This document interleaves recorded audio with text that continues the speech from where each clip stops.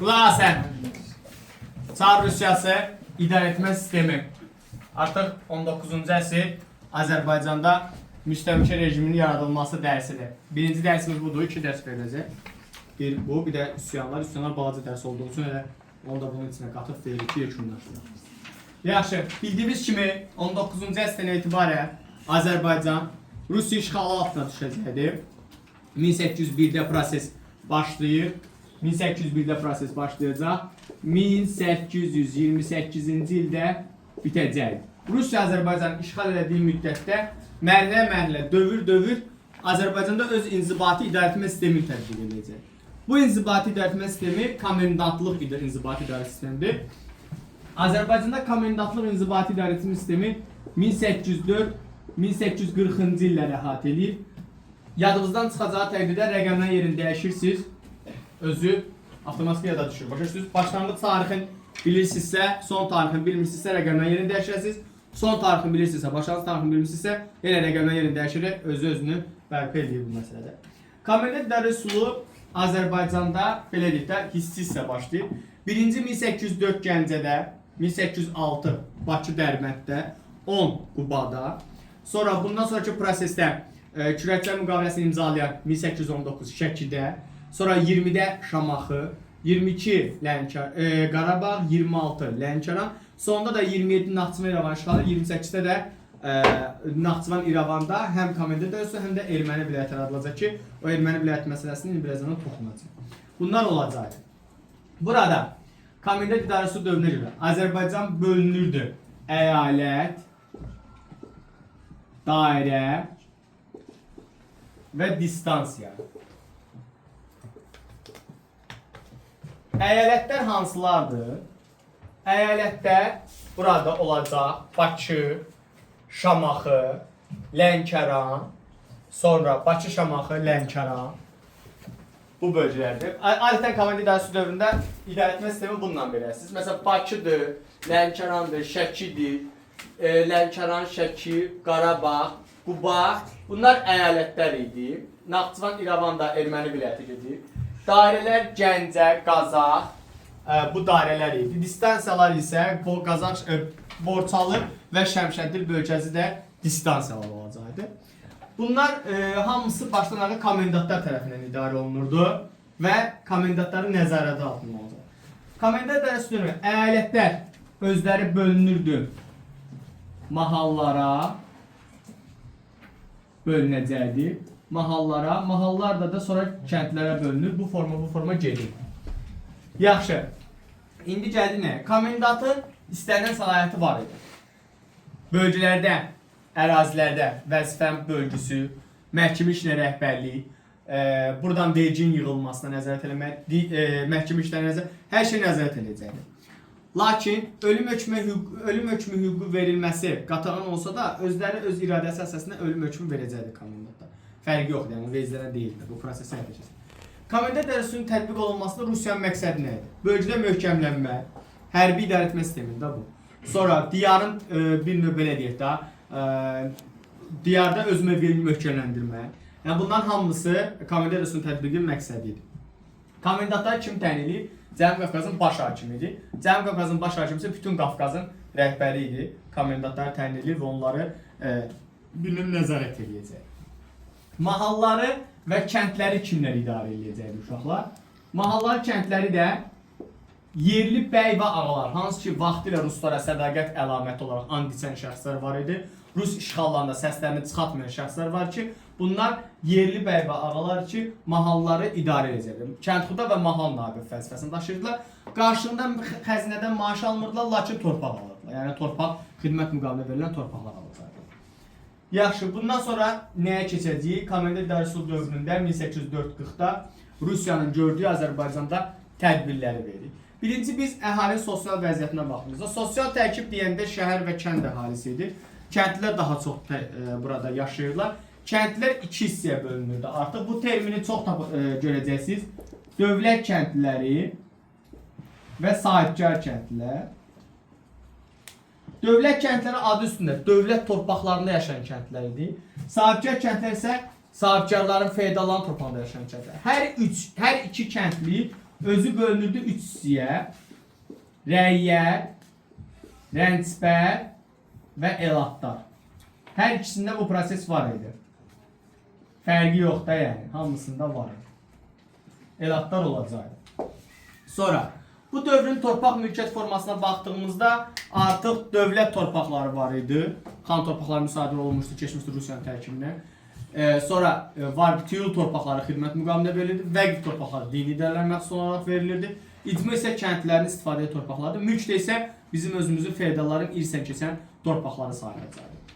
Sonra bu dövrdə bunlar dedik, vergilər də aparıcı vergi növü malcəhət, bəhrə, həmçinin çöpbaşı vergisi də var idi ki, o da otlaq sahəyə görə alınan vergidir. Malcəhət məhsuludur, bəhrə isə su vergisi hesab olunacaqdır. Bunlar da vergi növləri və torpaq mülkiyyət formalarını dedik. İndi keçək Rusiyanın köçürmə siyasətinə. Köçürmə siyasətin standart məqsədləri var da, bilirsiniz də. Nədir bunlar? Möhkəmlənmək, özünə dayaq yaratmaq, etnik dayaq yaratmaq, xristiyanlaşdırmaq, buffer zona yaratmaq edir. Azərbaycan taxtına köçürmə siyasətdən bilirsiniz, Sasani, Ərəb xilafəti, Monqollar, yəni bunların hamısı köçürmə siyasət edir. Bir də elə bunları verirsiniz. Köçürmə siyasətində 3 xalqı deyəcəyik. Erməni, Alman və Rusları. Ermənilər köçürülmə prosesi. Ermənilərin köçürülmə prosesi bilirsiniz 1-ci Pyotrun fərmanından 1724-dən başlamışdı. Lakin ermənilərin köçürülməsi məsələsi 19-cu əsrdə daha da sürətlənəcəkdir və bu köçürülmə 20-ci əsrə əvvəlinə qədər davam edəcək. Ermənilərin köçürülməsi hardan başlayır? 1804-cü ildə Gəncə yaxınlığında Yelizavetpol dairəsinə başlayır köçürüləcəkdir. Lakin ən güclü dövrü isə 1828 Türkmənçay, 1829 Ədirnə ilə ki, hardasa burada təqribən ikisi birlikdə bir 120 min erməniyə yaxın, ailəsinə yaxın bir əhali köçürülür. Haralara köçürülür? Əslində lap asan standartdır. Qarabağ, İrəvan, Naxçıvan və Borçalı bölgəsinə köçürüləcəkdir ki, burada bu əraziləri bir növ buffer zona yaratsınlar. Çünki burada Osmanlı ilə ayırmalıydılar. Nurlan ayırmalıydılar və Osmanlı ərazisindən belə bir növ belə deyək də Azərbaycan xalqının türkləri ayırmaq idi məqsəd. Zaten elə müasir xəritəmizə də baxanda görürsünüz ki, onlarla bizim aramızda, Türkiyənin bizim aramızda demək ki, Ermənistan dövləti yaradılır. Məqsədlər də oydu. 28-29-da köçürülən ermənilərə edilən güzəştlər nələrdir uşaqlar? Onları müəyyən müddət, təqribən 6 il vergdən azad edəcəkdilər. Münbit torpaqlara köçürəcəkdilər və bir də sonraki dövrdə alınan vergilər isə balacalaşdırılacaq, yəni azaldacaqlar. Almanlar Napolyon müharibəsindən bezən Alman xalqı var ki, belə deyək də, orada Württemberg, bir də Baden hersoqluğundan 17-18-ci ildə köçürüləcəkdir Almanlar. Yelizavetpol dairəsinə köçürülür Gəncəyə və orada 2 koloniya salınır. Yelendrov Annefeld koloniyaları, yəni burada hansılar olacaqdır? Yelendrov Annefeld, bugünkü Göygöl və Şəmkir koloniyaları salınacaqdır. 17-18-ci illərdə köçürüləcək. Almanlar köçürməkdə məqsəd nə idi? Diyarın, yəni Azərbaycanın təbii sərvətlərindən istifadə olunması, Azərbaycan xalqını mədəniləşdirmək, Avropalaşdırmaq idi. Bu tipli şeylər idi məqsədi. Bir də xristianların sayını artırmaq idi. Nəticə nə olacaq? Azərbaycanlılar ilk dəfə olaraq buralar üstü çardaqlı, altı zirzəmili və üstü kilometrli evlərdən istifadə edəcək. Bir də ki, 4 təkərli furqonlu arabalardan istifadə edəcək. Azərbaycan ona görə. Məsələn, Şəmkir ərazisində getsəz görəsiniz ki, o tipli evlər hələ də mövcuddur və yəni yaşadırlar da öz tarixlərini. Ruslar. İlk köçürülən ruslar kimlər olacaqdı uşaqlar? Bunlar kim idi? Komendant Darusu dövründə çar hərbiçilərinin ailələri köçürüləcəkdi. Amma çar hərbiçilərin ailələri, məsəl üçün düşünün ki, Moskvada yaşayan çar ailəsi köçürsən Kürdəmirə. Bu dəli olar da. Zaten dəli olur və çar məmurlarını, yəni hərbiçilərin ailələri burada qalmır və çıxır gedirlər. Ancaq Rusiya məcbur qalır köçürülmə prosesini başqa cür həyata keçirir. O dövrdə pravoslav kilsəsinə qarşı çıxanlara, hansı ki əsas dinin bu din olmadığını sübut edənlərə təriqətçi bidətçi deyirlər, biz dinə qarşı çıxanlar idi. Ruslar o təriqətçi bidətçiləri 1830-cu ildə Azərbaycan köçürürlər. Hansı bölgəsinə? Qarabağın Şamaxı və Lənkərana köçürəcəklər. Lənkəran bölgəsi köçürəcək. Bunların hər üçün köçürülmə ərazisi areal olaraq dağətəyi zonalara köçürülür. Dağətəyi zonaya niyə köçürürlər? Çünki köçürülən ruslar qaçıb çıxıb getməsin, soyuğa dözümü olsun deyə. İkinci də köçürülmə siyasəti ona görə elə ki, bizdəki köçəri yaylılar maldarlığına ruslar şey kimi baxırdılar. Mədəni xalqın nümayəndəsi deyilsən kimi baxırdılar. Yəni biz görə vəhşi, bunlar mədənidirlər. Maldarlıqla məşğul olmaq görə mədəniyyətsizliymiş, nədir ruslara görə. Yəni ona görə də onu güya ki bizi mədəniləşdirmək istəyirlər. Əslində köçəri yaylaq maldarlığını ləğv eləmək istəyirlər. Əhali oturaq həyat tərzi eləmək istəyir ki, ərazilərini azaldılsın, əlindən alınsın. Və beləliklə köçürmə siyasəti nəticəsində Azərbaycanda, xüsusən ermənilərin köçürülməsi nəticəsində Azərbaycanın qərb bölgələrində demoqrafik vəziyyət dəyişəcək. Sonra gələcək Erməni-Azərbaycan mübahisələrinin əsası qoyulacaq, ərazi iddialarının əsası qoyulacaq. Bu əsas böyük bir faciə faktoru olacaqdır. Bu dövrdə Azərbaycanda Rusiyanın əsas məqsədi xam mal bazarına və satış bazarına çevrilməkdir. Yəni xam malı Rusiya Azərbaycan məhsulunu alıb, onu məhsula çevirib, ucuz qiymətə alıb, məhsula çevirib və baha qiymətə satacaqdır. Məqsəd də bu idi, ən böyük məqsəd idi. Bu dövrdə Azərbaycan neftini, duz mədənlərini və zəng mədənini iltisama vermiş. İltisam nədir uşaqlar? Misal üçün deyək ki, bura icarəyə götürülür. Baxın, bu iltizam sayılır. İcarəyə götürülür. Müəyyən məbləğ qarşılığında icarəyə götürülür. Baxın, bu iltizam sayılır. O dövrdə neft mədənləri, duz mədənləri, sonra zəng mədənləri iltisama verilirdi. Buradakı sahibkar gəlirdi, dövlətə müəyyən məbləğ verirdi və o məbləğə çıxadana qədər o mədənlərdə istifadə edirdi. Sonra bu dövrdə salyan xəzinə qəyyumluğu falan yaradılmışdır. Həmçinin Azərbaycanda ilk dəfə olaraq kapitalist müəssisə olan 1827-ci ildə Xanabad manufakturası yaradılacaqdır. Kapitalist müəssisənin yaradılması İngiltərə, Fransa, Rusiyanın 17-ci əsrinə oxşar cəhət verirsiniz, yəni bu verirsiniz. İngiltərədə xüsusən 16-cı əsrə əsas qoysa da 17-ci əsrə daha aktualdır. Oxşar cəhət. Sonra verirsiniz 1821-ci ildə güzəştli ticarət tarifi imzalanır. Güzəştli ticarət tarifi nədir uşaqlar? Rusiya Azərbaycanın ticarəti canlandırmaq, Avropa məhsullarının ölkəyə gəlişinə şərait yaratmaq üçün tədbir görəcək. Misal üçün deyək ki, mən bu karandaşı gətirirəm, deyək ki, bu karandaşdan 200 dənə gətirirəm. Dövlət qərar verir ki, Rusiya dövlət qərar verir ki, Azərbaycan gətirilən bu karandaşa 50% gömrük rüsumu tətbiq olsun. Yəni 200 karandaşın 100-ünü bir növ belə deyək də, gömrük rüsumuna deyək, 100-ü isə müftə düşəcək. Bu əslində çox böyük bir tədbir idi. Avropa malları Azərbaycana çox böyük axın eləyəcəkdi və satış olacaqdı. Amma bu rusların özünə xeyir eləmir. Çünki rusların məhsulları keyfiyyətsiz idi. Məsələn, bu karandaşla bu karandaşı müqayisə edəndə deyək ki, bu karandaş ruslarındır və keyfiyyətsizdir. İnsanlar almırdılar da. Bu gün özündə belə, yəni müasir dövrdə siz məsəl üçün deyək ki, yerli məhsul almazsınız, amma xarici paltarı alırsınız da daha çox. Bunun kimidir, yəni düşünürlər belə bir şey. Və Rusiya bunun qarşısını almaq üçün 1831-ci ildə yasaqlı tarif dediyimiz, qadağan olunan bir qərar ticarət əsnaməsi var. İkinci ticarət. Burada nə edir? Heç bir tacir Azərbaycandan da üçüncü ölkəyə Avropa məhsulları gətirə bilməzdir. Beləliklə, Avropa məhsulların ölkə gəlişi qadağan olunması ilə yerdə hansı ölkənin məhsulları qalacaqdı? Rus məhsulları. Ancaq satılan hansı məhsul olacaqdı? Rus məhsulları satılacaqdı. Bu 31 ticarət əsnaməsi. Sonra 1836-cı ildə rəhdari vergisini ləğv edəcəklər. Rəhdari vergisi nədir? Bilirsiniz ki, Azərbaycan xanlıqlar dövründən qalma bir sistemidir. Hər xanlıq özü bir dövlət olduğu üçün hər xanlığın ərazisinə girişdə də bir növ gömrük rüsumu tətbiq olunur. Bax, onu ləğv edirlər. Məsəl üçün, deyək ki, mən Bakıda zəfəran yetişdirirəm. Onu satmaq istəyirəm Gəncəyə. Mən Gəncəyə getmək üçün Şamaxıda da gömrük rüsumu ödəməliyəm.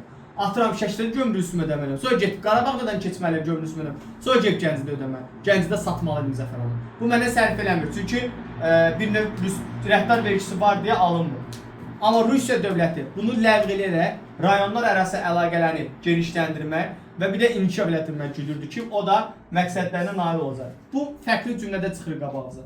Rəhdar vergisinin ləğv olunması, daxili bazarın yaranması, yəni bölgələr arası əlaqələrin yaranması və formalaşmasına təkan verən hadisə olacaq. 36-da Cənubi Qafqazda ipəkçilik yayan cəmiyyət yaradılacaqdır və 1827-də Xanabad manufakturası keçəcəkdi o müəssisənin tabeliyini.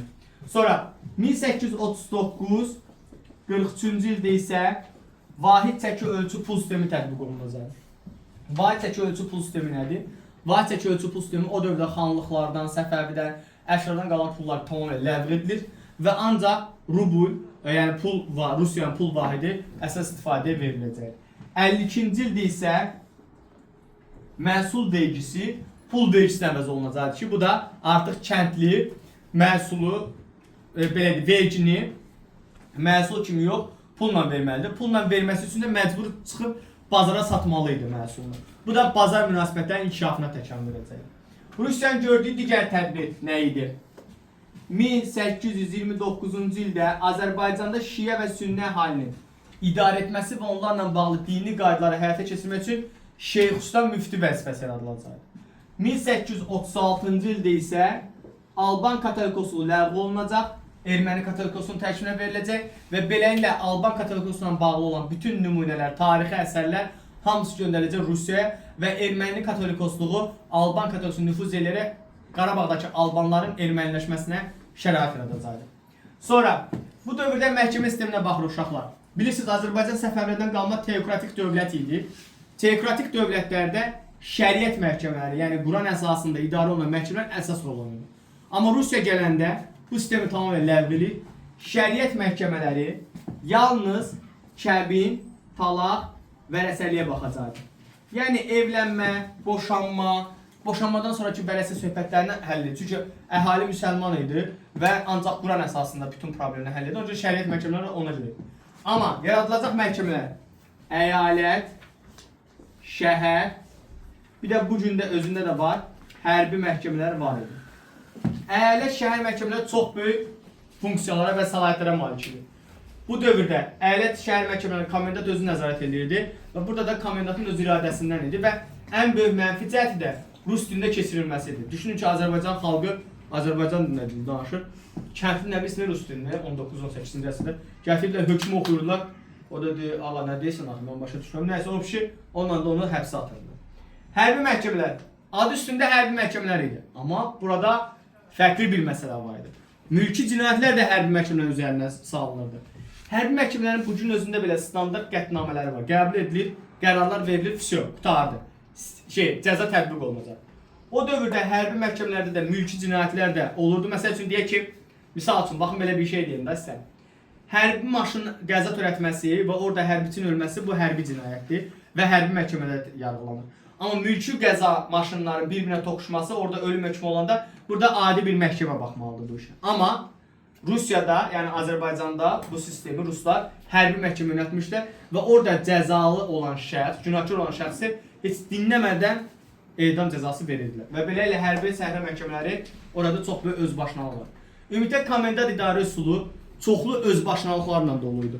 Hətta 1839-cu ildə, 30-31-ci illərdə Rusiya bölgəyə nümayəndə heyəti göndərir və nümayəndə heyəti hamısı komendantdan, komendantın nümayəndələrindən, feodallardan, ağır vergilərdən, vergiləri vaxtından əvvəl çox yığmaqdan, hətta məhsulu bazar qiymətindən ucuz qiymətə satın alınmasından dair hamısına şikayət edirlər və raportlar göndərdilər ki, komendant idarəsi tez bir zamanda dəyişilməlidir. Dəyişilməyəcək təqdirdə isə Azərbaycanda üsyanların baş verməsinə təkan verəcək. Bu sizin dərsiniz. 54-cü paragrafınız. Bu qədər.